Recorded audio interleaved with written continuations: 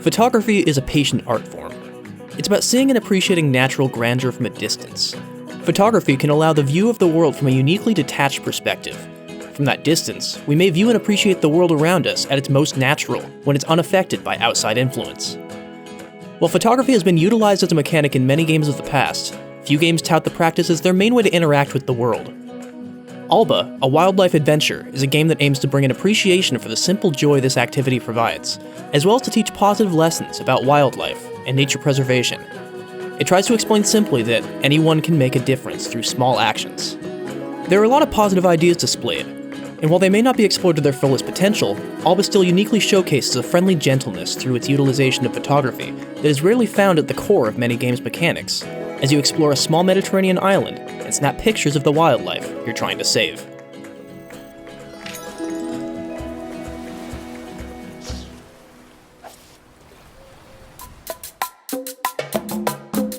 As the game begins, we're introduced to Alba.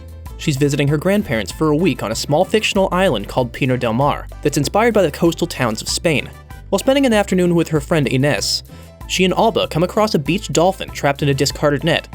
With the help of the community, everyone is able to save the dolphin, and Inés and Alba decide that it's their duty to protect the wildlife around the island by forming a conservation group together. Unfortunately for them, the mayor reveals shortly after his plans to tear down the island's nature reserve in order to put up an expensive hotel to boost the island's tourism.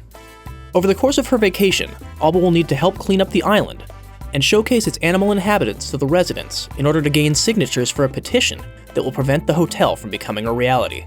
Each day will have a number of tasks to complete. Some of these involve repair of bridges and birdhouses that are strewn around the island, helping injured or sick animals, or cleaning up litter to attract more wildlife. The majority of Alba's daily activities, though, will involve her camera. A resident in support of Alba and Inés's cause will often give the locations of rare animals for Alba to photograph. While these help showcase the rarer breeds of animals to the island natives, you'll need to photograph all sorts of animals to help assist with the broader parts of the island's knowledge of their wildlife.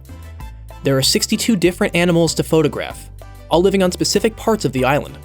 The days have no time limit for daylight, so you're welcome to take your time and explore Pino del Mar at your leisure, and shoot pictures of any animal that you come across while trying to help everyone accomplish small tasks.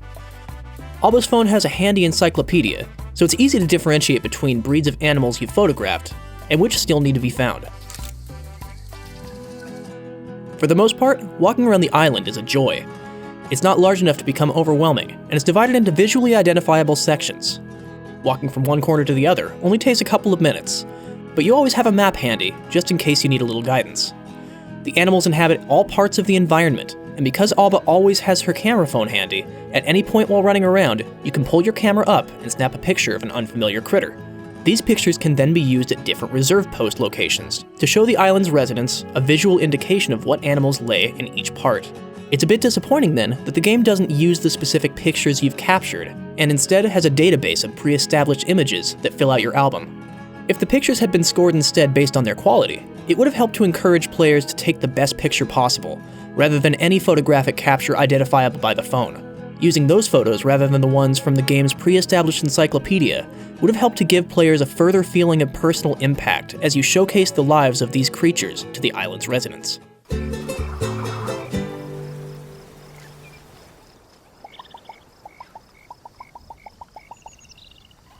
With 62 animals to find on the island, you didn't capture all of them. However, some of Alba's most inspired ideas come from the optional animals you can seek out to find on your own. In these instances, you'll need to search their habitats and try to identify them based on their call.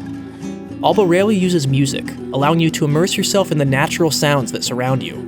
The quiet can evoke parts of Zelda Breath of the Wild at times, as you hear only your footsteps and the calls of the types of birds that surround you.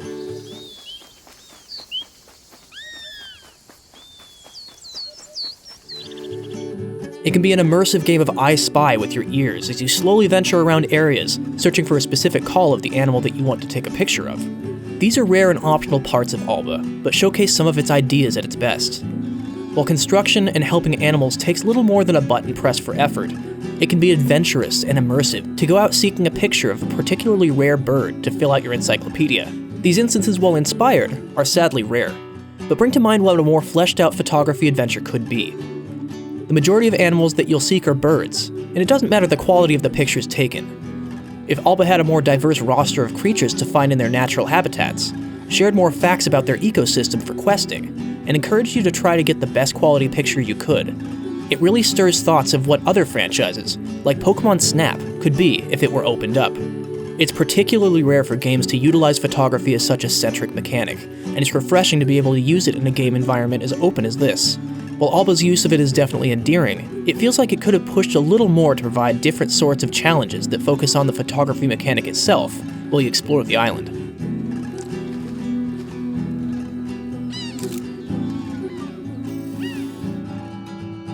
Alba suffers from a few technical issues as well. While there's nothing game-breaking, animals will occasionally get stuck in the environment or underneath the ground. While aiming the camera, the frame rate can drop as it tries to produce an image on the camera as well as the setting behind it.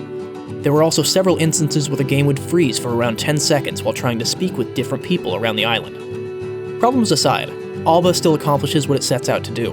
Regardless of the age or skill of the person playing, it will be easy and joyful to run around taking pictures of the animals that live across Pinar del Mar, and to help the cheerful residents with island cleanup.